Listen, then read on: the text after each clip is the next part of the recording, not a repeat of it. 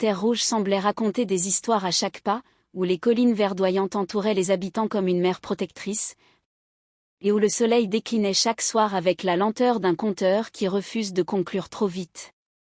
Ici, la vie était simple, mais pleine d'animation. Les rires des enfants rivalisaient avec les chants des oiseaux, tandis que les adultes, entre deux travaux au champ ou au marché, trouvaient toujours une raison de danser, chanter ou débattre avec une passion qui ne s'éteignait jamais. Mbeng était ce genre d'endroit où tout le monde connaissait tout le monde, où chaque habitant était une page d'un livre que le village entier lisait ensemble. Et au milieu de ce tableau, se trouvait une jeune fille qui semblait sortie d'un rêve, Nandala. Nandala n'était pas seulement belle. Non, sa beauté allait au-delà de son teint éclatant comme une mangue bien mûre, ou de ses yeux aussi profonds que la rivière Imba qui serpentait près du village. Ce qui la rendait unique, c'était cette aura qu'elle dégageait. Elle avait une manière de marcher, avec cette grâce naturelle, comme si la terre elle-même l'accueillait avec douceur. Les femmes la respectaient pour sa sagesse. Nandala, ma fille, que faire si mes cultures ne poussent pas cette saison, demandait-elle parfois, et elle répondait avec cette voix calme qui donnait l'impression que les solutions avaient été semées dans son esprit par les ancêtres eux-mêmes. Quant aux hommes, ils étaient nombreux à soupirer en silence en pensant à elle. Mais Nandala n'était pas impressionnée par les regards admiratifs ou les compliments glissants comme de l'huile de palme.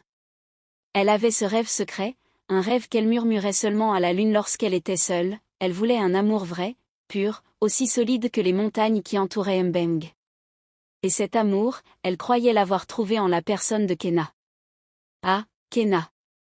Si le village de Mbeng avait une étoile montante, c'était bien lui.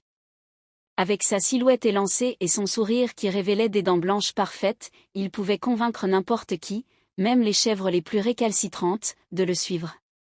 Mais ce n'était pas seulement son apparence qui le rendait si populaire.